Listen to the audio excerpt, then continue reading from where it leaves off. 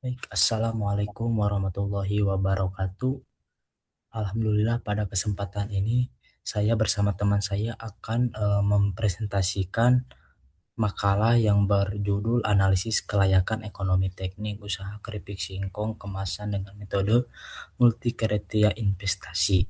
Sebelum kepada penjelasan, izinkan saya bersama rekan saya untuk memperkenalkan terlebih dahulu. Nama saya Ananda Putra Ramdhani dengan NIM 41037000324115, Prodi Teknik Industri kelas A4. Selanjutnya oleh teman saya boleh untuk memperkenalkan diri. Baik, nama saya Oksa Pramudia Gunawan, NIM 41037003241024 dari Prodi Teknik Industri kelas A4. Oke, langsung saja ya kepada pembahasan.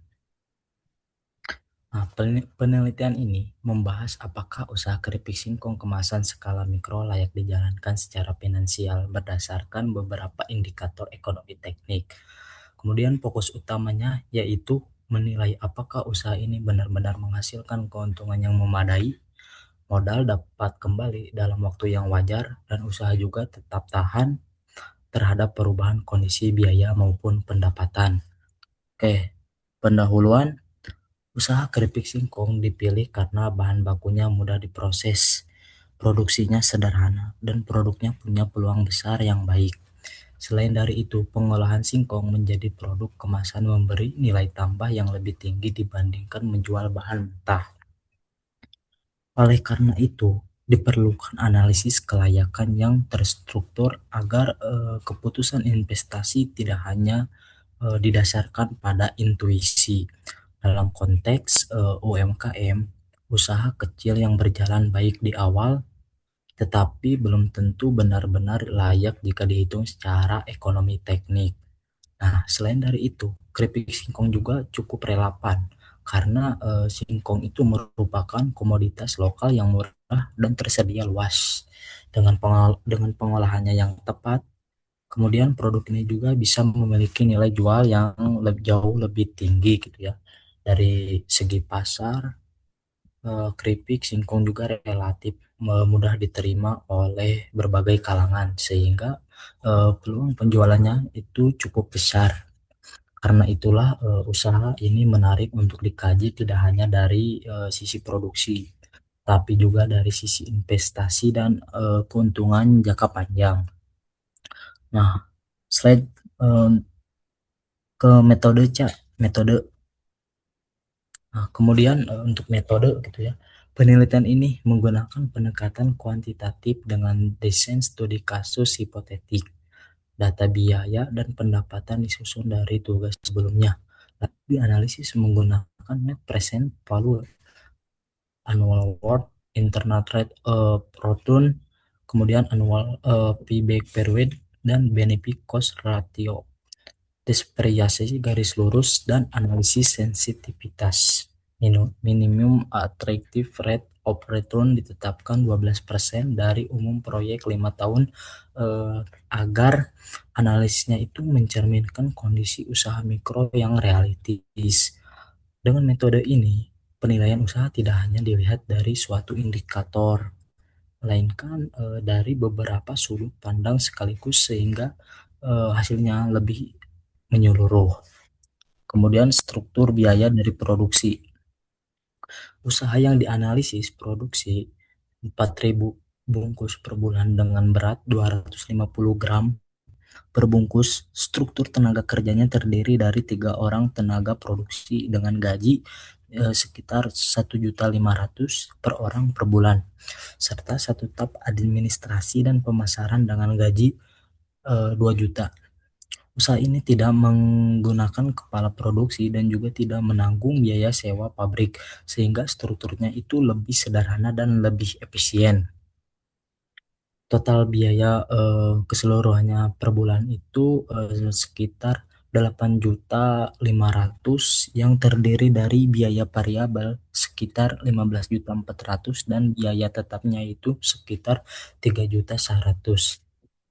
Nah, kemudian untuk biaya variabel itu mencakup singkong segar, minyak goreng, dan bumbu penyedap seperti gas LPG, bahan kemasannya, upah tenaga kerja langsung, dan biaya transportasi distribusinya. Sementara dari itu, biaya tetap mencakup gaji admin dan pemasaran, pemeliharaan alat, dispersi alat, serta listrik dan air. Dari pembagian ini terlihat bahwa komponen variabel lebih besar daripada karena sangat dipengaruhi oleh jumlah produksi. Ini sangat wajar karena semakin banyak produksi yang dibuat, maka semakin besar juga penggunaan bahan baku dalam biaya operasional langsung. Kemudian harga jual dan break even point dengan metode cost plus freezing, harga jual ditetapkan sebesar 6.000 per bungkus.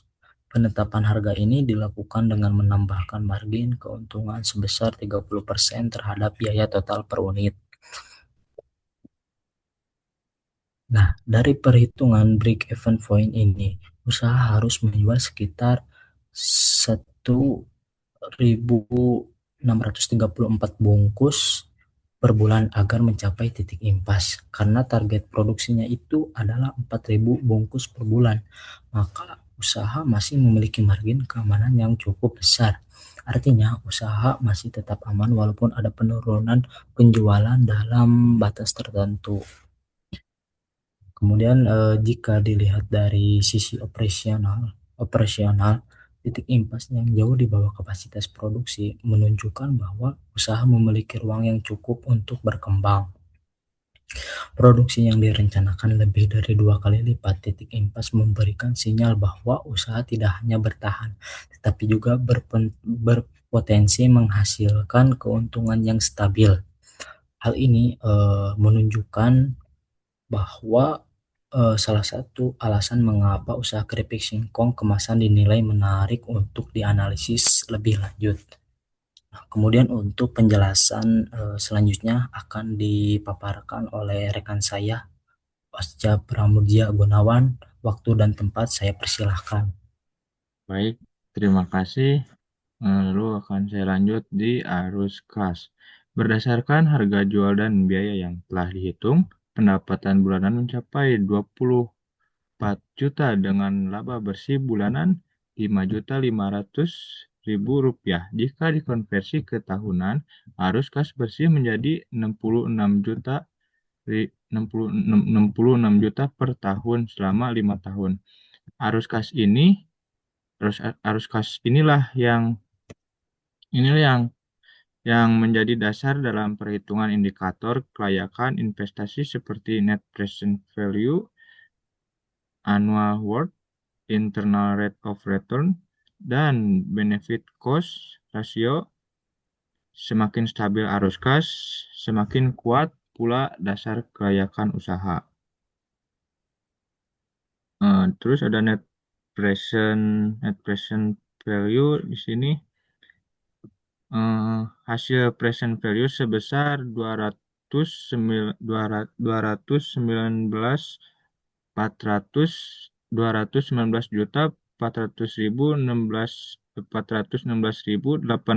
rupiah menunjukkan bahwa investasi menghasilkan nilai tambah yang besar. Nilai ini positif sehingga secara ekonomi usaha layak dijalankan. Artinya, setelah memperhitungkan nilai waktu uang manfaat yang diperoleh, masih jauh lebih besar daripada investasi awal yang dikeluarkan. Dengan kata lain, usaha ini tidak hanya menutup modal awal, tetapi juga menghasilkan surplus yang cukup signifikan. Terus ada nilai. Nah, terus ada nilai annual worth sebesar sebesar 60.878.000 rupiah per tahun. per tahun juga menegaskan bahwa secara rata-rata tahunan, usaha ini memberi keuntungan yang jauh di atas biaya modal. Annual worth penting karena menunjukkan berapa keuntungan bersih rata-rata yang dapat diperoleh setiap tahun jika investasi diubah ke bentuk tahunan yang setara. Nilai yang positif dan besar menandakan bahwa usaha ini tidak hanya menguntungkan di akhir periode, tetapi juga memberikan pendapatan tahunan yang konsisten. Terus, eh, in- in- internal analisis internal rate of return.